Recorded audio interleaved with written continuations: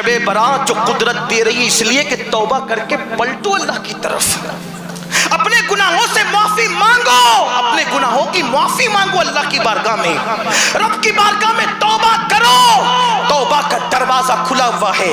अगर 40 साल तक भी पाप किए, 40,000 साल तक भी कोई पाप कर ले, इतनी उम्र तो किसी की हो भी नहीं सकती, और फिर तौबा करे, मेरा अल्लाह उसकी तौबा को कबूल करता है, मेरा अल्लाह उसको माफ करता है। खुदा के लिए मेरे भाई, ऐ मेरी कौम के जवान, न तेरे अंदर ताकत न मेरे अंदर ताकत कि हम अल्लाह के अज़ाब को बर्दाश्त कर सके। मेरे आका मुस्तफ़ा जान रहमत सल्लल्लाहु अलैहि वसल्लम फरमाते हैं, जहन्नमियों के सर पर खौलता हुआ पानी जहन्नम की आग का डाला जाएगा तो उसका सर ऐसे पिघलेगा कि उसके सर के पिघलने का असर उसके वजूद पर और उसके पेट पर पड़ेगा, उसका भेजा जमीन पे गिरेगा, उसका सर पिघलकर जमीन पे गिरेगा। ये जहन्नम के खौलते हुए पानी का आलम है। और याद रखना, जब किसी पर आप खौलता हुआ पानी डाल दे तो वो मर जाएगा, मरने के बाद निजात पा जाएगा, लेकिन कुरान कहता है कि इतने सारे अज़ाबात जहन्नम में दिए जाएंगे, सर कुचला जाएगा, गर्म पानी डाला जाएगा, जहन्नम के कांटेदार चाहे वो दरख्तों के फल जिसे थोड़ा वगैरह कहते हैं, ये सब हलक में डाल करके खिलाया जाएगा, आबे हमीम पिलाया जाएगा। उसके बाद क्या होगा, इतनी तकलीफें उठाकर भी मरोगे नहीं। कुरान क्या कहता है, ला यमूतु फीहा वला यहया, ला यमूतु फीहा वला यहया, ना वो मरने देगी ना जीने देगी वो जहन्नम की आग। मरने और जीने के दरमियान तड़पते रहोगे। और अल्लाह अकबर, शराबियों को क्या पिलाया जाएगा? आम जहन्नमियों को तो जहन्नम का खौलता हुआ पानी पिलाया जाएगा। उस पानी से उसके गोश्तों का, चेहरे का गोश्त तो झड़ के गिरेगा, उस पानी की वजह से उसके पेट की आंतें कट कट के गिरेगी। लेकिन जो शराबी लोग हैं, शराबियों को क्या पिलाया जाएगा? हदीस पाक में आता है कि जो लोग जिना करेंगे, जिना करने वालों के जिना के आज़ा से जो पीप और खून बह करके निकलेगा बदबूदार, वो शराबियों को पिलाया जाएगा। यानी पानी नहीं, वो जिन लोगों ने दुनिया में जिना किया और जिना के आज़ा से जो खून और पीप निकला, वो जहन्नम में खौलता हुआ खून और पीप बदबूदार, वो शराबियों के हलक के अंदर उतारा जाएगा। अल्लाह अकबर। वो लोग कहेंगे ये क्या है? कहा जाएगा ये जहन्नमियों के आज़ाए जिना से जो है, जो खून और पीप निकला था वो है, और ये उसका मजा है जो तुम दुनिया में नशा किया करते थे। आपसे पूछता हूँ, बोरिंग का पानी अगर उसमें हल्की सी बदबू आ रही हो तो हम उसको मुंह से हटा देते हैं और उसको हलक के नीचे नहीं उतारते। आप बताओ, जिस पानी के अंदर जमीन की बू आए हम वो पानी नहीं पी पाते। अल्लाह अकबर। ऐ शराब पीने वालों, ऐ शराब की बोतलों को अपने हलक के अंदर उतारने वालों, सोचो वो जहन्नमियों के जिना के आज़ा से जो खून और पीप निकलेगा वो अपने हलक में कैसे उतार सकोगे? लेकिन याद रखना, उस दिन अगर तौबा करोगे तो तौबा का दरवाजा बंद हो चुका होगा। उस दिन माफी मांगोगे, माफी का दरवाजा बंद हो चुका होगा। मेरे अजीज भाई, दुनिया में पहली और आखिरी मर्तबा आया है। अगर अल्लाह से आज माफी मांग ले तो मेरा अल्लाह तुझे माफ करेगा। कितना ही तू पापी है, कितना ही बड़ा मुजरिम है, कितना ही बड़ा गुनहगार है, खुदा की बारगाह में पलट। और आपको बता दूं मेरे जवानों, ये अजाब की बातें सुनकर मायूस नहीं होना, ये खुदा की गैरत है जिसका जिक्र मैंने किया। लेकिन मेरा अल्लाह फरमाता है, सबक़त रहमती अला ग़ज़बी, कि मेरा गज़ब, अल्लाह अकबर, मेरी रहमत के हवाले से मगलूब हो गया और मेरी रहमत मेरे गज़ब पर गालिब आ गई। अल्लाह फरमाता है, तवज्जो करना, अगर कोई पापी, कोई मुजरिम किसी नेक आदमी के पास आता है तो नेक आदमी उससे भागता है, नेक आदमी उससे जी चुराता है। कोई जलील किसी इज्जतदार के करीब आता है तो वो इज्जतदार उससे दूर भागता है। आप याद रखें, हर एक किसी और से भाग रहा है। गरीब से मालदार भाग रहे हैं, जलील से इज्जतदार भाग रहे हैं, छोटों से बड़े भाग रहे हैं, गुनहगारों से नेकोकार भाग रहे हैं। लेकिन ये मेरे अल्लाह की शान है। अल्लाह फरमाता है, मेरे बंदे, तू मेरी तरफ एक मुश्त आता है तो मैं तेरी तरफ एक बालिश आता हूं। तू मेरी तरफ चल कर आता है तो मैं तेरी तरफ दौड़ توڑ کر آتا ہوں جیسا کہ میری شان ہے. اور علماء محتاطین کہتے ہیں کہ تو اللہ کی طرف چل کر آئے تو اللہ کی رحمت تیری طرف دوڑ کر کے آتی ہے.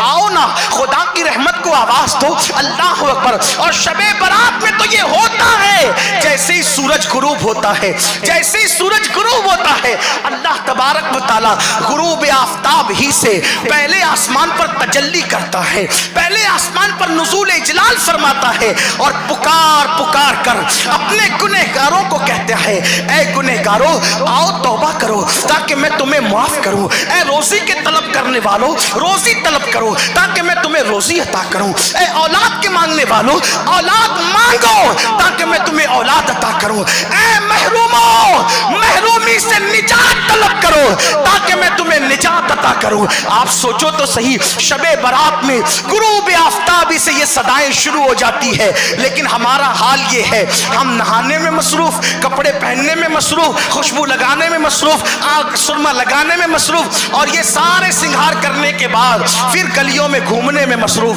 آپ سے پوچھتا ہوں نہانا تو اس لیے تھا تاکہ ہم عبادت کا اہتمام کرتے, سرما تو اس لیے لگانا تھا ہم اللہ کی بارگاہ میں جانے والے ہیں, عطر اس لیے لگانا تھا تاکہ ہم اللہ کی بارگاہ میں کھڑے ہونے والے ہیں.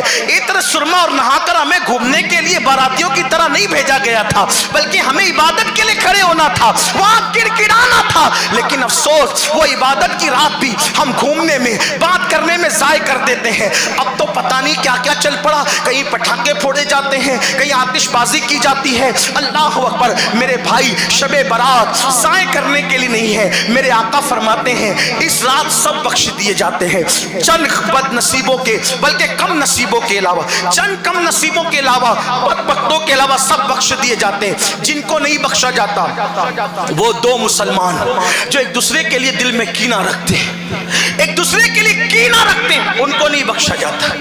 اور بڑی معذرت کے ساتھ آپ نے داڑیاں ہم نے داڑیاں لمبی کی, کپڑے بھی خوبصورت, ٹوپیاں بھی خوبصورت, امامے کے پیج بھی خوبصورت, سب خوبصورت, کیا دل بھی خوبصورت ہے ہمارا؟ ایک بھائی دوسرے بھائی کے لیے دل میں کینہ لے کر بیٹھا ہے, کینہ اتنا دل میں بڑھ گیا کہ اپنے امام کے لیے بھی ہمارا دل صاف نہیں ہے. یہ ہے کہ نہیں؟ پڑوسیوں کے لیے بھی دل میں کینہ. اور شب برات کی تیاری, شب برات سے پہلے میرے عزیز اپنا دل صاف کر. آپ سے پوچھتا ہوں اگر کوئی بغل میں سور لے کر آئے تو کیا اسے مسجد میں داخل ہونے دو گے؟ بولو نا. کوئی بغل میں کتا لے کر آئے اسے مسجد میں آنے دو گے؟ نہیں نا. تو جب بغل میں کتا اور سور لے کر کوئی آئے تو اس کو مسجد میں نہیں آنے دیتے, تو اپنے دل میں یہ تکبر کا اور کینے کا کتا اور سور کب تک لے کر پھرتے رہو گے؟ جملے سخت ہو تو معاف کر دینا, لیکن سور کی نجاست اتنی نہیں جتنے کینے کی نجاست ہمارے دل کے اندر ہے. کیونکہ سور کی نجاست لگ جائے تو پانی سے صاف ہو سکتی ہے, لیکن یہ دل کے اندر جو کینے کی نجاست ہے نا, گھمنڈ کی نجاست ہے نا, یہ 7 سمندر کا پانی بھی کبھی دھل نہیں سکتا. تو دل کیوں صاف نہیں کرتے؟ اور یاد رکھنا اتنا بڑا ہزاروں کا مجمع ہے, میں ہاتھ نہیں اٹھاؤں گا گناہ کے اظہار کے لیے, لیکن اپنے اپنے من میں ڈوب کر سوچو کہ میرے دل میں کتنا کینہ بھرا ہے. اللہ کے رسول علیہ السلام فرماتے شب برات میں سب کی مغفرت ہے, کینہ رکھنے والوں کی نہیں. ان کے اعمال بھی اللہ واپس کر دیتا ہے. ان کے دلوں میں تو کینہ ہے, واپس لے جاؤ ان کے اعمال. ان کے سر کے اوپر سجدہ نہیں جاتا, ان کے سر کے اوپر ان کی دعائیں نہیں جاتی. لوگ کہتے ہیں مولانا میری دعا قبول نہیں ہوتی. تیرے دل کو تو دیکھ, جسم کی جنابت کو دور کرنے کے لیے تو نہا رہا ہے, یہ دل کی جنابت تو کب دور کرے گا؟ یہ دل کی گندگی میرے بھائی کب دور کرے گا؟ اور سن لو, مومن کے دل میں کینہ نہیں ہوتا, اپنا دل پاک کرو. اللہ کے رسول صلی اللہ علیہ وآلہ وسلم نے حضرت سیدنا انس ابن مالک رضی اللہ تعالیٰ عنہ سے فرمایا, اے انس اے انس ہو سکے تو صبح اس حال میں کرنا، اے انس ہو سکے تو صبح اس حال میں کرنا کہ تیرے دل میں کسی کے لیے کینہ نہ ہو، اور یہ میری سنت ہے، جو میری سنت پر عمل کرے گا وہ جنت میں میرے ساتھ داخل کیا جائے گا۔ نکال دو دل سے کینہ، اور کینہ نکالنے کا آسان طریقہ بتا دوں۔ مثال کے طور پہ کسی کے لیے دل میں کینہ ہے، اب دل میں کینہ ہے تو کیوں ہے؟ کیوں کینہ ہے دل میں؟ اس نے آپ کو ستایا، توجہ کرنا، اس نے آپ کو ستایا، آپ اس سے لڑ نہیں پائے تو دل میں کینہ آ گیا۔ جب بھی اس کو دیکھتے ہیں بھویں چڑھا لیتے ہیں، اس نے مجھے مارا تھا، اس نے مجھے گالی دی تھی، اس نے میرا نقصان کیا تھا، اسی لیے دل میں کینہ آتا ہے۔ بدلہ نہیں لے پاتے تو کینہ آتا ہے، ٹھیک؟ بدلہ لے لیتے تو دشمنی ہو جاتی ہے، پھر بھی دلوں میں کینہ رہتا ہے۔ اتنا سوچو، سیدنا فاروق اعظم جب آپ کے وصال کا وقت، شہادت کا وقت آیا تو آپ کو ایک شخص نے کھنجر سے مارا۔ دیکھیے دلوں سے، مومنوں کے لیے دل کتنا صاف۔ فاروق اعظم پوچھتے ہیں مجھے کس نے کھنجر مار کے شہید کیا؟ تو لوگوں نے کہا ایک مجوسی تھا، آتش پرست تھا۔ آپ نے کہا الحمدللہ۔ لوگوں نے کہا اس پر الحمدللہ کا مطلب کیا؟ کہا اللہ کا شکر ہے مجھے کسی مسلمان نے نہیں مارا، اگر مجھے مارتا تو میری وجہ سے وہ جہنم میں جاتا۔ اللہ کا شکر ہے میری وجہ سے کوئی مسلمان جہنم میں نہیں جائے گا۔ اب آپ سے پوچھتا ہوں ہمارے دل میں کینہ کیا؟ مجھے ستا رہے نا، بری موت مرے، کتے کی موت مرے، اس کا یہ نقصان ہو، اس کا وہ نقصان ہو۔ میں کہتا ہوں میرے عزیز، اور اگر کوئی بیمار پڑ گیا، ہاں مجھے بہت ستایا تھا نا اسی لیے بیمار پڑا ہے، میرے بھائی تو کون ہے؟ بلکہ یہ دعا کرو اللہ اس نے مجھے ستایا، میں تیرے لیے اس کو معاف کرتا ہوں، کیونکہ میری وجہ سے اس پہ مصیبت نہیں آنا چاہیے، میری وجہ سے اس پہ تکلیف نہیں آنا چاہیے۔ میرے بھائیوں ہم نے اپنے بزرگوں سے سیکھا کیا ہے؟ مولا کائنات کو ابن ملجم نے حملہ کیا، دیکھو اللہ والوں کا انداز۔ ابن ملجم جیسا بدبخت، پلید، جہنمی، اس نے مولا کائنات پہ حملہ کیا، اس پکڑا گیا۔ جب پکڑا گیا تو مولا کائنات نے اپنے شہزادوں سے کہا مجھے پیاس بہت لگ رہی ہے، جلدی سے مجھے پانی پلاؤ۔ تو پانی کے اندر شکر ملا کر، وہ شکر کا پانی جسے ہم شربت کہہ لیں، وہ مولا کائنات کو پیش کیا۔ مولا کائنات نے وہ کٹورا لیا، اپنے منہ کے قریب کیا، اور قریب کرنے کے بعد جیسے ہی قریب کیا تو سامنے سے آواز آئی۔ وہ قاتل جو سامنے کھڑا تھا، لوگ اس کو پکڑے ہوئے تھے کہ اگر مولا کی شہادت ہو جائے تو پھر اس کا شریعت نے جو حکم دیا وہ کام کیا جائے۔ تو وہ سامنے کھڑا تھا، اس نے کہا علی علی، آپ جانتے ہیں نا کہ مار کھانے والے سے زیادہ محنت مارنے والے کو لگتی ہے، کیونکہ آپ تو بہت تلوار چلا چکے ہیں، مارنے والے کو محنت زیادہ لگتی ہے۔ جب آپ کو اتنی پیاس لگی ہے تو اندازہ کرو مجھے کتنی پیاس لگی ہوگی، مجھے بھی تو پیاس لگی ہے۔ مولا کائنات نے منہ کے قریب وہ کٹورا تھا، وہ اپنے شہزادے امام حسن کے ہاتھ میں دیا، فرمایا پہلے اس کو پلاؤ، بعد میں ہم پئیں گے۔ قاتل کے لیے، قاتل سامنے کھڑا ہے، فکر یہ ہے ہم نے کیا سیکھا، اپنے بزرگوں سے ہم نے کیا سیکھا؟ میرے آقا صلی اللہ علیہ وآلہ وسلم کے دیوانوں، آؤ اللہ کے نبی صلی اللہ علیہ وآلہ وسلم کی زندگی کا جائزہ لو۔ ایک مرتبہ ابو جہل اپنے دوستوں سے مشورہ کرتا ہے کہ ہم نے محمد کو قتل کرنا ہے، روح فدا صلی اللہ علیہ وآلہ وسلم، ہم نے انہیں قتل کرنا ہے۔ لوگوں نے کہا کیسے قتل کریں گے، قتل کرنے کا طریقہ کیا ہوگا؟ تو دیکھیے دشمن کو میرے آقا کے اخلاق پہ کتنا اعتبار تھا، اعتماد تھا۔ اس نے کہا میں بیماری کا ڈھونگ رچاؤں گا، میں بیماری کا ڈھونگ رچاؤں گا، آپ لوگ مکے میں اس بات کا اعلان کر دو کہ ابو جہل بیمار ہو گیا، ابو جہل بیمار ہو گیا۔ تو کہا اس سے کیا ہوگا؟